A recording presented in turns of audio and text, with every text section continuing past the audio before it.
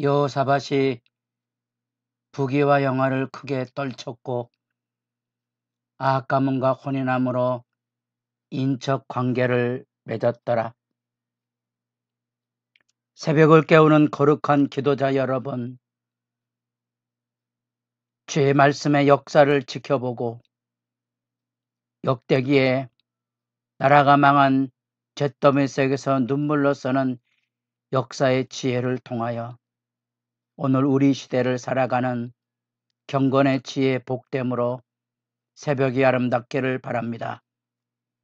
오늘 우리가 읽어갈 하나님의 말씀은 역대하 18장 1절에서 27절까지의 말씀으로서 우리는 지금 선한 왕으로 알려진 여호사밧의 행적을 읽어가고 있습니다. 르호보암, 아비야, 아사로 이어지는 이 세대의 물결 앞에 그 가운데서 하나님 앞에 선과 정의를 따라 바르게 행했고 다윗의 규례를 따랐던 아사왕 여호사밧, 그러나 르호보암이 아비야가 악한 왕임에도 불구하고 하나님께 부르짖어 은혜를 입은 반면에 경건한 왕 아사는 마지막에 하나님의 말씀에서 어긋나 부끄러운 죽음의 배듭을 짓게 되고 여호사밧 왕은 힘찬 경건의 깃발을 들었지만 결국 그 역사의 수렁에 범죄에 떨어지게 됩니다. 그 범죄의 대가가 얼마나 큰 건지 이제 여호사밧이 아합의 딸을 아들 여호람과 결혼시켜서 이 아달랴로 이어지는 이때까지 40여 년의 악의 수렁에 남유다 왕국의 존폐를 놓을 만큼 심각한 범죄 사건이 뜻밖의 경건한 개혁왕 여호사밧에게서 듣는 역사의 교훈입니다. 우린 역사 안에서 그 하나님의 지혜의 역사 성찰을 보게 되는데 그 힘찬 경건의 깃발을 들었던 여호사밧의 17장이 18장에 내려오면 슬프게도 그 당대의 강대국으로 성장했던 오므리가의 북왕국의 강대한 왕국의 아합, 이 오므리와 아합으로 이어지는 때 북왕국이 저 북방 아람과의 전쟁에서도 연승을 거두고 심지어 저 아수르와의 싸움에도 연합군으로 참여해서 승리하는 강력한 북방의 제국으로 성장해 있었습니다.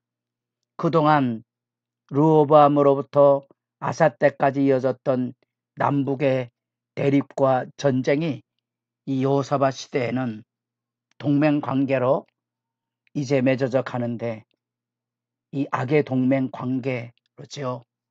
여기 2절에 보면 슬픈 이야기가 나오는데 2년 후에 그가 사마리아의 아합에게로 내려갔더니 아합이 그와 시종을 위하여 양가소를 많이 잡고 함께 가서 길앗 라모치기를 권하였더라. 이 말은 이제 내일 다시 한번 살펴볼 건데요. 중요한 말입니다. 이 전쟁의 권유, 이 권유가 여호사밧으로 하여금 역사의 깊은 수렁에 떨어져 본인도 죽을 뻔하고 유다 역사도 40년간 피투성이가 될 수밖에 없었던 역사적인 실책을 경건한 왕 여호사밧이 저질렀다는 겁니다. 우리가 바로 그런 것들을 통하여 이 엄정한 역사적인 책임 앞에 두렵고 떨림에 스스로의 자성, 스스로의 철저한 돌아봄이 필요하고요. 하나님 앞에 진지하게 엎드려서 기도하는 시간의 중요성이 거기에 있습니다. 전쟁에 나가게 되자 선지적인 전통을 가지고 있는 이 여호사밧과 그 아합은 바로 선지자에 대한 이야기를 듣고자 하지요. 아마 여호사밧이 아니었다면 아합은 그저 거짓 선지자의 이야기로 전쟁에 나아갔을 거고, 또 이전에도 아합은 엘리야에게 당신 잘못하면 죽는다는 경고를 받았지만 눈 하나 깜짝하지 않았고, 그 가운데서 여기 지금 생명을 보존해 있기 때문에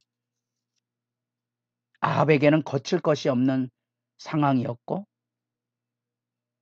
여호사밧에게는 이 강대국 협력이라는 솔로몬의 어리석은 범죄 사건에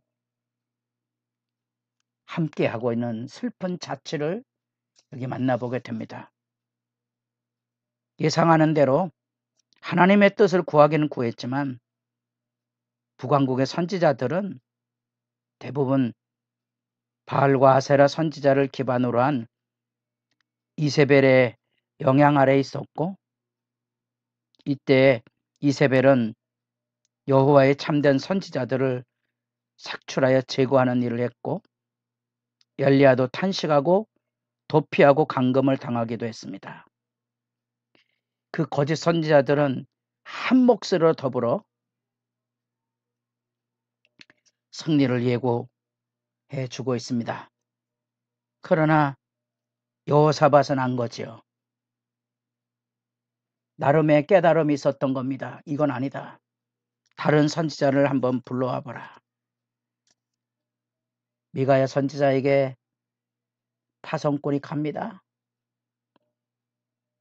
지침도 주고 위협도 하고 좋은 얘기만 해달라는 거지요. 처음에는 승리의 얘기를 하는 것처럼 보이지만 본심을 말하라고 말하자 전쟁에 패배하고 아합은 죽고 목 잡는 양처럼 이스라엘 백성이 흩어질 것을 예고하는 흉측한 예언을 하게 됩니다. 이때 미가야는 선지자적인 전통을 따라 천상회의를 내다보고 누가 아합을 꿰어갈 것인가 하는 그런 이야기를 들려주게 됩니다. 어떻게 전개될까요? 당연히 미가야는 고난과의 떡과 물을 마시며 투옥을 당하게 되죠. 역사라고 제가 거창하게 말하지 말고 일상이라고 말하십시오. 오늘날에도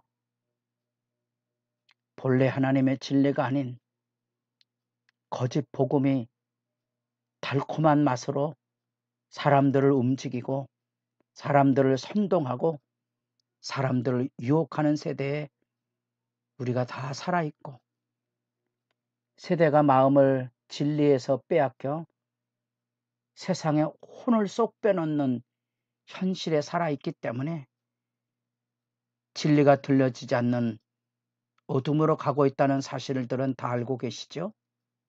다 알고 있는 바입니다. 역사는 말합니다. 영적인 싸움을 가지고 자기 믿는 견고함을 지켜야 된다는 거. 이 견고함을 지키는 일에 개혁왕 여호사밧도 깊은 수렁에 빠져 역사의 범죄자가 되죠. 악과의 동맹이 자기뿐 아니라 한 세대에 걸쳐 40년 유다 왕국을 완전히 없앨 사탄의 권세 앞에 내어줄 줄이야 꿈에도 생각했겠습니까? 그 비참하고도 통렬한 역사의 고발을 지금 우리가 읽어가고 있습니다. 그래서 우리는 이 역사 속에서 두렵고 떨림의 말씀을 듣게 됩니다.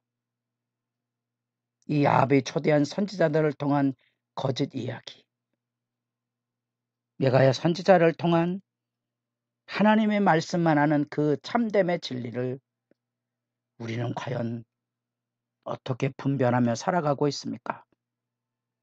이미 신명기 18장에서부터 선지적인 전통을 가진 선지자들이 끊임없이 거짓 예언을 경고하고 하나님의 심판을 일깨웠음에도 불구하고 역사 속의 이스라엘 왕들은 하나님의 말씀을 듣지 못하고 그 역사에 범죄하고 파멸에 이르렀다는 겁니다. 그 역대기의 마지막은 그래서 고레스라는 해방으로 끝날 만큼 그 나라는 완전히 멸망당했습니다. 고레스, 하나님이 기름 부어 세운 목자, 메시아죠. 오해하지 말라 그랬습니다. 참된 메시아 예수 오심에 대하여 역사의 자유, 해방을 가져와 줬던 고레스로 구약 성경은 끝납니다. 유대인의 성경은 역대기로 끝납니다. 참 예수 메시아를 기다리는 간절함이 더 절실한 것이 구약 성경의 마지막 역대기 메시지입니다. 여러분들의 기도가 깊어지기를 바랍니다.